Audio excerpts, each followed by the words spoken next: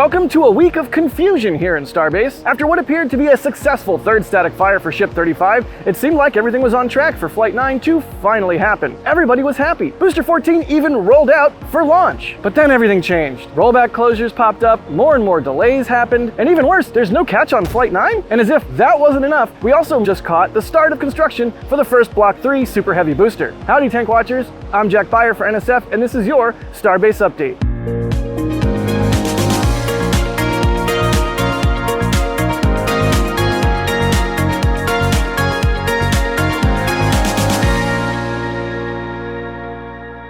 Let's start off the week by checking in with Test Tank 17, or as we're now calling it, Booster 18.1. The test tank was lifted at Massey's in the morning hours of Monday, meaning we're closing in on the time when all of the structural test stands' shiny new hydraulic rams are finally put to use. We expect this test tank will be tested a whole bunch in the coming days, but so far we haven't seen any signs of that test campaign starting, aside from the lift onto the stand itself. While the results of this testing will be super important for SpaceX, it is possible that we won't even spot any signs of it at all, unless they test all the way to failure. SpaceX will use the structural test stand to simulate different flight profiles and their associated forces on the test tank, potentially even with cryogenic liquids involved. Alas, getting cameras anywhere close to the Massey outpost during testing can be a bit of a challenge, so brace for the potential that not much will be visible from far away. Hopefully, SpaceX does load some cryogenic liquid like LOX or nitrogen, and we get to see a frosty tank, and maybe even a pop. But I'm doubtful given the construction of Booster 18.1. You know the standard procedure here in Starbase.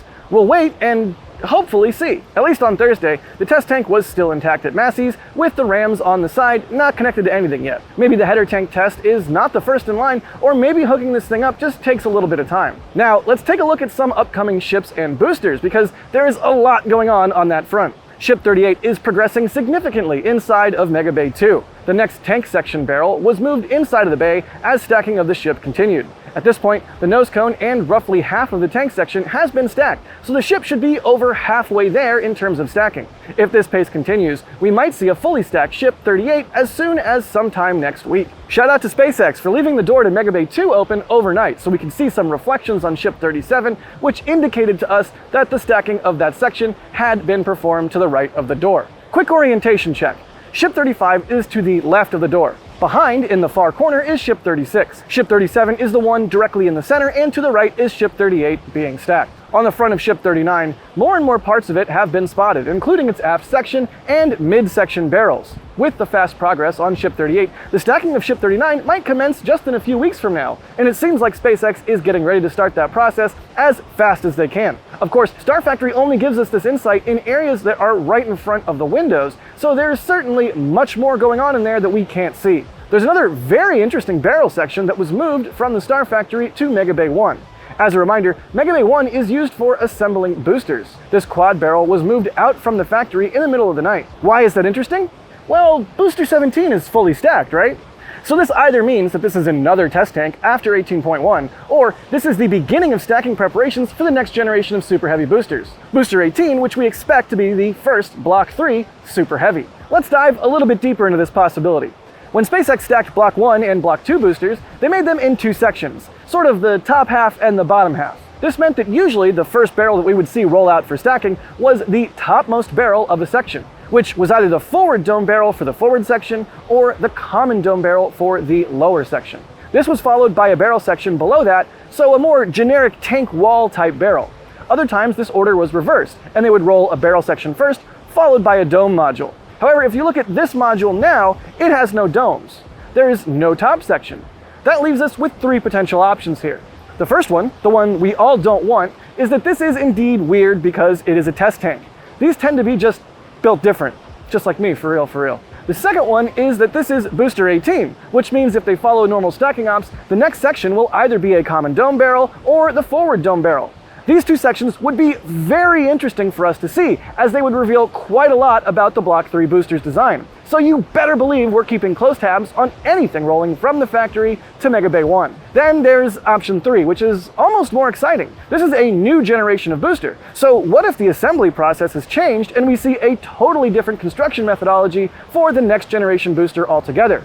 Exciting times, guaranteed. On Monday, we got our confirmation. It's most likely the next generation of Super Heavy boosters beginning stacking. If this is true, then everyone welcome Booster 18, the first Block 3 Super Heavy booster.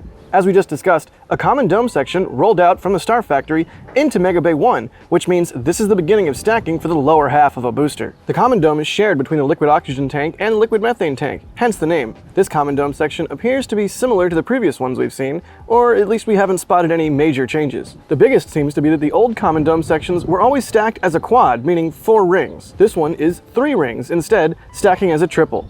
With the quad we saw last week, it means the first section they will stack will form 7 rings. The final amount of rings will be one of the more interesting things we observe during the stacking process, because that will indicate a change in the size of Super Heavy. Besides that, the common dome features the beginning of the booster's raceway, some other pressure lines, and some cowbell vents for steering and pressure control. This is in line with what we would expect on such hardware. Time for our McGregor Minute for this week. Between Monday the 12th and Friday the 16th, SpaceX fired 24 different tests. This includes a test of booster 1091, the upcoming Falcon 9 first stage, 2 Falcon 9 second stages, several Merlins, and of course, tons of Raptor action. Combined, 13 tests of Raptor engines happened over the span of the week.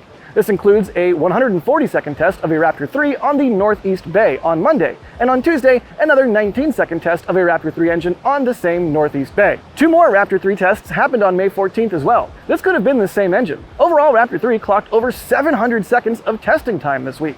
Another cool test that we saw this week is a relight test of a Raptor engine. After a long-duration fire, you can hear a clear shutdown, and then the engine ignites again for a few seconds,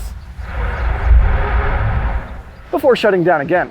Of course, Raptor relight capability is an important part of reusability, as Raptor needs to fire multiple times during a mission, and it's cool to see that capability tested from time to time. This week didn't quite approach last week's roughly 2,000 seconds of Raptor firing time, but SpaceX still clocked an amazing 1,777 seconds of combined Raptor testing time this week, with 2 tests over 300 seconds. And guess what?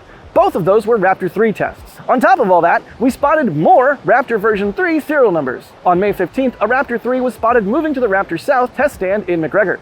Its serial number was 20. So after we spotted number 16 last week, we jumped 4 more serial numbers this week. Seems like they're moving at a quicker and quicker pace, which is great to see. In case you're wondering where Raptor version 2 is in production, a Raptor engine of the V2 series rolled by the cameras this week, and it seems like it has a 5 and something with a triple-digit number on it. So that means it is at least serial number 500 on this Raptor engine. Very impressive. As always, if you want more engine testing goodness, make sure to check out McGregor Live, where you can observe Raptor testing 24/7. Well, or, mostly during the day, but whatever. Last week, we briefly talked about the orbital launch mount for Pad B being lifted onto the pad. And so this week starts at Pad B with the mount on its legs and workers toiling in the sun all Monday to secure it. Of course, the work only begins here once the mount is secured. As that process progressed, it became time to remove the shackles used to lift the mount. Once workers finished securing the mount over the morning and evening hours, the cranes were clear to depart. It was kind of wild to see that this mount was indeed lifted by just 4 of the eventually 20 clamps that will be installed inside of it. But then again, these hold downs have to hold down a full Super Heavy booster and ship and payload, so I guess it makes sense that they're beefy enough to handle it. At this point, we should probably talk about the mobile mount theory, because SpaceX has kind of put a damper on that discussion by welding the mount to the legs. You may remember there was an open discussion in the community, and it seems the final decision by SpaceX is indeed to weld the mount to the legs. This of course does not make it impossible to remove the mount, but a way more involved process at the very least. Speaking of launch mounts, a Starship but not Starbase related activity that happened this week was a picture posted by our friend Harry Stranger on X, which showed synthetic aperture radar imagery of construction of the next launch mount at Roberts Road in Cape Canaveral, Florida. This mount seems to be getting built inside of a hangar, as you can clearly see thanks to the synthetic aperture radar magic. It's clearly inside of there, taking shape. More on this, of course, after our next Cape flyover, but either way, it's really cool to see yet another mount coming together. Now, if you remember the early days of Pad A, you remember that the Chopsticks underwent a testing campaign which aroused a swelling of interest in Starbase Live and on social media. That's right, I'm talking about ballast bag testing. Fear not, if you missed the times of funny Starbase Live jokes, that time is officially back. Early on Wednesday, we spotted the delivery of the water bag load spreader to the Chopsticks on Pad B. This rig holds the giant water bags that are there to perform a multi-hour load test of the Chopsticks. In essence, this test is fairly simple. You attach the bags to the Chopsticks. They are filled with water with a mass that's similar to the loads during a lift and catch attempt. And with that, you test if the Chopsticks can hold the weight. We expected this testing would be needed on the new Chopsticks since the design changed and SpaceX probably wanted to test their integrity and will now have confirmation that they work well. To attach the bags, the Chopsticks on Pad B, of course, had to be lowered first. They had been raised up to the top of the tower for almost a week now as they made space for Pad B's launch mount installation. But with that now completed, the space was free again for them to move into their usual resting position. On Thursday, SpaceX then attached the load spreader to the Chopsticks, which will connect the water ball bag. Oh my god. On Thursday, SpaceX then attached the load spreader to the Chopsticks, which was then attached to the water ballast bags later. This load spreader is also there to distribute the weight on the Chopsticks the same way a vehicle would, because after all, you want to do your tests accurately. On Friday, it was then showtime for the load testing devices, which were lifted onto the Chopsticks. Each of these bags can hold over 50 tons of water. As of Saturday, the day I'm recording this, it's day 2 of ballast testing on Tower 2, and who knows how much more there is to come. Well, you're watching this Monday, so you'll know. If they've stopped and they're done, then you'll know. But I don't know. There's another huge bit of news that we received this week, besides all of the construction and building that's going on. The big news comes from the Federal Aviation Administration, or FAA, which has updated the launch license for Flight 9 of Starship. The good news is that this usually gives us an understanding of changes that are happening on an upcoming flight. However, it's probably not the news you want to hear. Next to some minor changes like updating the start location name from Boca Chica, Texas to Starbase, Texas, the biggest change we can find is in Order A-1 at paragraph 4B, section 3. The phrasing there, quote, SpaceX Boca Chica Launch Complex, was removed. So why is that significant? Well, this part regulates the destination of the vehicles involved. It basically says in the license where objects from a launch can land. With this new wording, it now says, quote, to Gulf of America and Indian Ocean locations specified in its application, end quote. So what does this mean? That on the next flight, this launch license rules out a catch? Well, we asked the FAA directly about that, and they responded. We asked, quote, the license no longer includes the launch site as a destination location. Does that mean that this current license would not permit a landing back at the launch site in the Chopsticks, end quote? And the answer from the FAA was, quote, correct. Contact SpaceX for information on its Flight 9 mission profile, end quote. So where does that leave us? Well, it looks like this upcoming flight will be the last flight for Booster 14. Probably though, because SpaceX wants to test something. And let's be clear about this. It's very unlikely that the FAA just suddenly decided to not permit a catch. The likely answer here is that SpaceX did not request a catch on Flight 9. So what will we get instead of a catch? Maybe SpaceX will push Booster 14 to its limit to expand its flight envelope. Or maybe they just think it's too risky to catch a booster on its first reflight. We'll probably only find out when SpaceX says something about this matter in a live stream or elsewhere, but for now, we'll be left to the realm of speculation. And just to be clear about this, in theory, SpaceX and the FAA could modify the launch license once again and just add the catch location to it. But it would be a rather confusing change, and it seems like SpaceX once again initially requested this change. Another part of all of this regulatory fun time is that technically, Starship is still grounded. The FAA has not completed the mishap investigation into Flight 8 yet, which means as long as that investigation is neither closed with a full closure or with a safety determination, SpaceX is not allowed to fly Starship again. The good news, however, is that the FAA confirmed that SpaceX has submitted that mishap report on May 13th. So now it's in the hands of the FAA to confirm that report or make a safety determination and allow SpaceX to fly again should they deem it safe to do so. So let's check in with the booster that we now know has a very short lifetime left. Venerable Booster 14-2. What is the status of Booster 14-2? It's at the pad, waiting for a ship to roll out, right? Right? On Monday, SpaceX started the rollout process for Booster 14-2. It left its cozy home in Mega Bay 1 to head to the launch site for flight preparations. Of course, this booster features everything it needs for flight. 4 grid fins, all 33 tested Raptor engines, of which 29 we expect to be reused, and of course, its crown, the hot staging ring, at the very top of the booster. Side note, you can see Star Factory smoking a little bit here.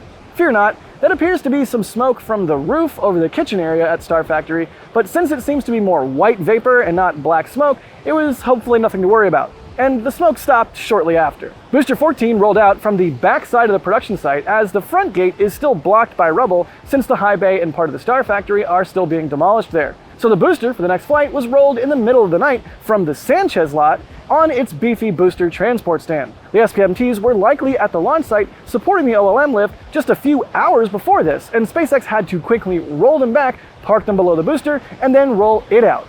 I'm sure it's been a very interesting week or two to be an SPMT operator here in Starbase. Once it reached the launch site, SpaceX then proceeded with the lift fairly rapidly. Booster 14 was removed from the stand, and the lift seemed to go pretty quick, right up until before the final touchdown. Here's where something interesting happened. And usually with a lift, you don't want anything interesting. It seems like the booster was just a few centimeters away from touchdown for an extended period of time, and it clearly took longer than usual for this final portion of the lift. Of course, they ultimately got the booster down, but it's still very interesting that SpaceX clearly had some concerns, or at least some watch items, deep into the lift, and this will become important later. Another item that SpaceX tested on Wednesday was the activation of Pad A's detonation suppression system. This system is there to get rid of methane or any other flammable gases below the pad before engine ignition. We will resist the urge to, once again, show the Booster 7 spin prime detonation. Okay, I lied. The DSS test is not that spectacular of a test, but it's one more thing to check off the checklist ahead of Flight 9. During this same time frame, the booster transport stand also started to leave the launch site, as it was no longer needed because the booster would only leave the pad under Raptor power. Right?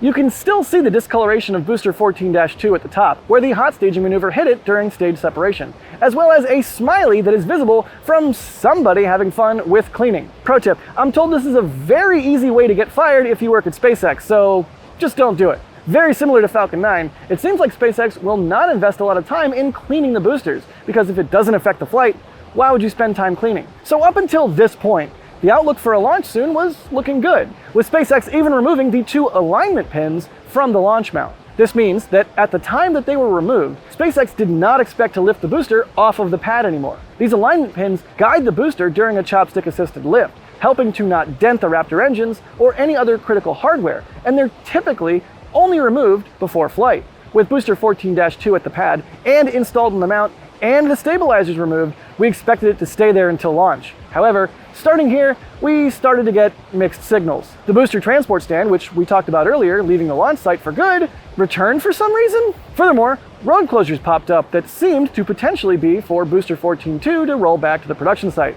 And sure enough, on the morning of May 17th, the booster was rolled back into Mega Bay 1. So what the heck is going on? There are a few explanations. Option 1 is that we are misunderstanding something, and this is all not related to booster 14-2 being removed from the launch mount. This is not likely with all of the other indicators, but not impossible, as SpaceX sometimes loves to push that confuse media button. Option 2 is that SpaceX is deciding that with more delays to the flight potentially coming, we'll talk about it, they do not want to leave the booster out at the pad for too long. This, however, along with other indicators that we'll discuss in a bit, mean that a flight on the 22nd was rather unlikely, if not impossible. Maybe something happened with the ship and they decided to take their time. Who knows? Option C is that something happened with the booster. So far, we have no indication this is the case, but for completeness' sake, it could also have been that the booster got damaged during transport or lift, and SpaceX needed to repair something back at the Mega Bay. We can't fully rule this one out, as it would explain the full rollback. We will just have to wait and see when the real final stack happens, but for now, the question remains: what prompted this rollback, and how long will Booster 14 stay back at the production site? Now let's check in with the other Flight 9 vehicle, Ship 35. After what appeared to be a successful static fire of Ship 35's 6 Raptor engines, the ship left the Massey outpost on Tuesday night. There was some initial confusion regarding the road closures around it, and we thought that SpaceX might just opt to roll the ship straight from Massey's to the pad. But this was not in the card, it seems. The ship took a sharp left turn on Highway 4, right next to Sanchez, and rolled from the backside of the rocket garden into Mega Bay 2, where it was parked at the entrance. The ship does feature a mostly complete heat shield at this point, so this is most likely just to check it out, inspect the engines, and potentially load the dummy Starlink satellites, and also install its flight termination system. In what could have been a sign that this test was a more successful one than the previous static fire, SpaceX confirmed on X, quote, "Starship completed a long-duration 6-engine static fire and is undergoing final preparations for the 9th flight test," end quote. They did not post something similar after the suspected bad static fire test, so this was probably a good sign that at least initial data looked promising. In the video that SpaceX posted, you can also see the staggered ignition sequence and shutdown sequence of the ship. At the beginning, only the 3 sea level Raptors light up, before the 3 vacuum Raptors join it, and at about 6 seconds before the end, the 3 vacuums shut down first, before the 3 sea levels shut down later. This is mirroring the behavior that the ship will most likely show in space, as the sea level Raptors are the ones that perform the final accurate orbital insertion. Okay, we already hinted at it, so here is where the situation regarding Ship 35 got a bit worrying. On Thursday, we just barely could spot a vacuum Raptor engine leaving Mega Bay 2. Unless I'm missing something, which is totally possible, the only 3 RVAC engines we are currently aware of in Mega Bay 1 are the 3 that are installed on Ship 35. So maybe, just maybe, something went wrong with one of these vacuum-optimized Raptors, and SpaceX is having to do yet another engine swap. Again, we could be missing something here, but it is at least noteworthy, and we'll have to keep an eye out to see if SpaceX will perform additional testing at the Massey Outpost with Ship 35. Certainly not a great sign for Flight 9 being imminent, if this is the case. Speaking of Flight 9 and knowing when it's imminent, there is even more to consider in terms of when the next flight will happen, and even more news. A great way to keep up to date on where SpaceX is in getting ready for Starship's next flight is the NSF-operated website and app, Next Spaceflight. If you go to the Starship tab at the top, you can see a neat checklist that has all the milestones, regulatory goals, and even potential launch dates listed, once they appear. Right now, we're still waiting for things, such as the confirmation from SpaceX, full regulatory approval, and of course, the full stack. Speaking of regulatory paperwork, SpaceX has issued marine hazard warnings that are important for understanding the current net or no earlier than date for Starship Flight 9. That's right, if you couldn't already tell, Flight 9 seems to be slipping a bit, with the new navigational warnings starting on May 26th. Now, there's an additional catch here, no pun intended. May 26th is Memorial Day in the US, and according to the environmental assessment and the agreements between Cameron County and SpaceX, the beach cannot be closed on Memorial Day, which means most likely the net date for Starship Flight 9 is now May 27th. From a timing perspective, we're still talking about a roughly 1 to 2 hour window at the end of the day during sunset Starbase time. Very similar to previous flights. So what's your estimate? What's going on with the booster? What's going on with the ship? When will we see the stack finally fly? And is this the longest feeling of waiting between flights so far? Let us know how you feel about Starship's sticky situation in the comments. All right, that's it for this week. Thanks for watching, and as always, be excellent to each other.